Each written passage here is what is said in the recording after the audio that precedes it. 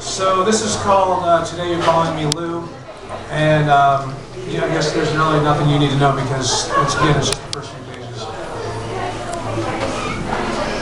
When I get to my grandmother's assisted housing complex in downtown Cedar Rapids, she's outside waiting for me in a lawn chair, the kind with webbing and rivets.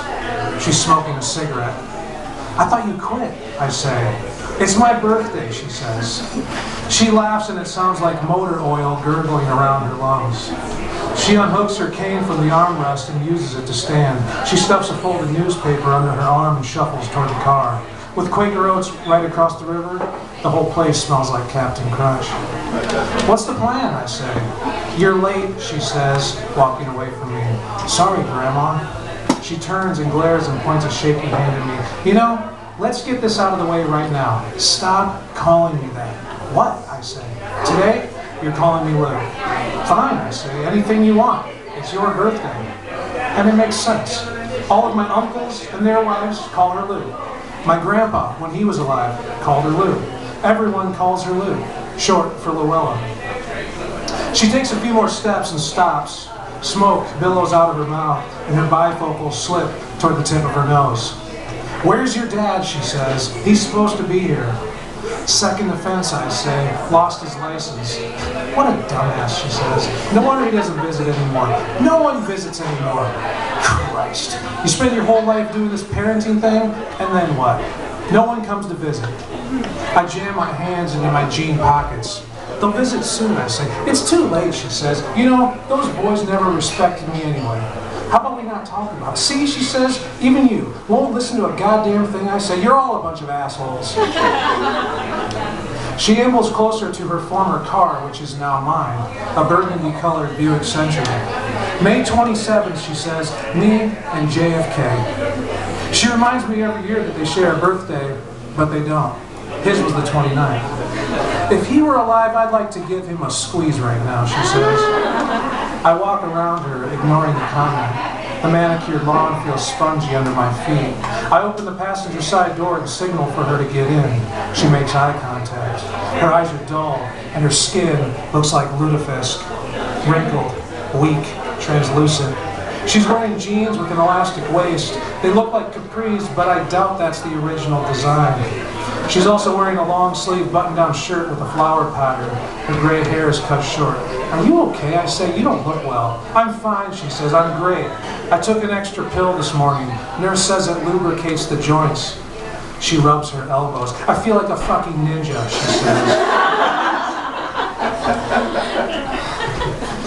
says. She ducks under my arm and sits down. Thanks for holding the door, she says. You're a gentleman. She flicks her cigarette butt on the ground next to my work boots. Maybe you'll be better than your bastard uncles. Bastard uncles, I think. But I don't comment. Inside the car, my grandma doesn't bother buckling. She runs a finger over the newspaper. I start the car. Here, she says, pointing to a section of classifieds scribbled over in yellow highlighter. Garage sale, I say? I read the ad. Lightly used furniture, name brand clothing, Oprah books, high-end kitchen items, camping gear, a kayak. What exactly are you hoping to get, I say. I've always loved being on the water, she says. My best times were always on a dock or a boat. I flip the paper over and around, looking at the ads, thinking about what I want to say. It's true. Our best times as a family were our every other year fishing trips to Minnesota. My grandma, tan and fishing off the dock or off a rowboat. I've never seen her happier than she was when near some water. She rubbed tanning oil all over her arms and legs, and on my sister and me. We all smelled like coconuts. So, the kayak, I say? I haven't been garage sailing forever, she says. Besides, it's too nice out to play bingo. The engine makes a rattling sound while we idle in the parking lot. Why can't you take care of my car, she says. It's got over 200,000 on it, I say. Fine, she says. I don't give a shit, as long as we can make it. After we've driven a few blocks, past Mercy Hospital, the YMCA, and over the railroad tracks and the Fifth Avenue Bridge where the muddy Cedar River flows below, my grandma says, "You got any vodka?" The sky is perfectly clear, a tender blue. I roll the window down. The Captain Crunch smell is still there, plus dead carp. You don't drink, I say. I'm celebrating, she says. Do you have money, I say? You buy, I fly. Buy the good shit, she says, thumbing through her purse. That a girl, Lou, I say. Kenny'll love this, she says. What's he have to do with it? Kenny's my uncle, her oldest son. He's the sucker who got stuck paying my credit card. After another minute, she says, buy me some cools, too. I'm out. Really, I say? Quitting was the worst mistake of my life, she says, next to having kids. After our pit stop, my grandmother and I cruised residential back roads, avoiding traffic and cops sipping out of red plastic cups. We passed dilapidated houses ravaged by the flood, streets worn and potholed, yards with junk piled high, and chain link fences with beware of dog signs. People sit in their yards, on their porches. The streets look gray with dust. We pass a neighborhood bar where men stand outside the door, smoking and talking. It's dark inside the bar except for the green and red neon beer lights. We continue driving, trying to make our way to the southeast side of town toward the garage sale. A styrofoam cooler is propped up in the back seat. Inside the cooler, a 5-pound bag of ice, orange and cranberry juice, and 2 bottles of Kettle One. After we've been driving for a while, she says, what's with the 2 bottles? The others for later, I say. I'll put it to good use. You've always been one of those fuckers, haven't you? What are you talking about? You know, she says. I step on the gas and she spills on herself. We waste more time driving around, getting drunk, waiting for the garage sale to start. What kind of garage sale starts at 4 p.m.? But who cares? I'm starting to enjoy myself. After a few turns, the neighborhoods get a little nicer. My grandma sits quietly. I sip my cocktail and think about the finals I took 2 days ago. My hope is engineering, but I'm wondering if I have what it takes. My calc final didn't go so well. I took time off after high school and worked carpentry with my dad. We were both on antidepressants that didn't work as well as we'd hoped. We had arguments, lots of arguments. I'm surprised he still calls for favors. In those 2 years, I forgot about math, but still, the dream is engineering.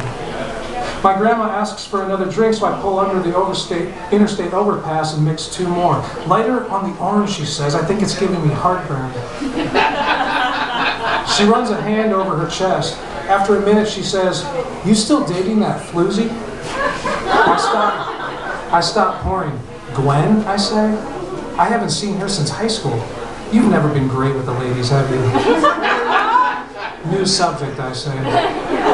She chuckles and then starts to cough. She smacks her chest with her free hand. Christ almighty, she says, catching her breath. You gonna make it, I say? She looks out the window. I pour more booze. She puffs on her cool. Did I ever tell you about the time I got arrested for drunk driving? You were driving in reverse, I say, 35 miles per hour and hit a fire hydrant. She laughs and coughs again. That was something, she says. She hands me a cigarette like it's some kind of reward. Have one with me, she says. I accept and light up. The thing no one knows about that night, she says, is that it was the last great night your grandfather and I had. Oh yeah, I say, concentrating on my cigarette and cocktail. When he bailed me out of the station, gosh, she says, he was so angry, cussing me out in front of the cop. It was so bad that the cop asked if I wanted to leave with him. She takes a drag. Anyhow, I told the cop I was okay, and when we got outside under the streetlights, something happened and your grandfather just started laughing about the whole thing. Then he took me up to Winifred's on First Avenue and we drank and ate a late dinner. She pauses and looks at her shirt. I'm drunk, she says. She rests her head on the window. Graffiti under the bridge says, all y'all motherfuckers can go fuck yourselves. That's really great, I say, about Winifred's. My grandma sits up, rolls her window down. But all in all, he was an asshole, she says. I should have left him, you know. She sips her plastic cup and looks away from me. I know how you felt about him. He had all the patience in the world for you and your sister, making birdhouses and shooting the damn BB gun in the basement, but he had no patience for me. I consider saying something, reminding her of all the fishing trips to Minnesota, all the fish we caught, my grandpa cleaning and filleting, my grandma cooking. They were a team. But the more I think about it, the more I remember how little they were actually together. My grandmother would be in the water or on the dock sunbathing or inside the cabin making everyone sandwiches. And my grandpa and I were in the boat trolling, casting, pulling in fish. I keep my hands on the wheel, plastic cup between my legs and focus ahead. I flick my cigarette out the window and start driving. A gust of wind kicks up dirt. A plastic grocery bag kites by. Your grandfather, she says, shaking her head. Then she looks at me. People tell you to never give up, she says, but I say a person needs to learn when to call it quits. Sometimes you just need to call it done. Thank you, folks.